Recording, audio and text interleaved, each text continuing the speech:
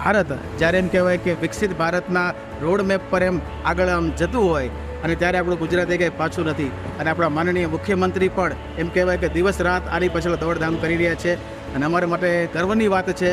આ મોકા ઉપર ભૂપેન્દ્રભાઈ પટેલ ગુજરાતના સીએમ સુરતમાં પધાર્યા છે. તો અમને તેમને મળવાનો એક અનેરો આનંદ મળ્યો છે.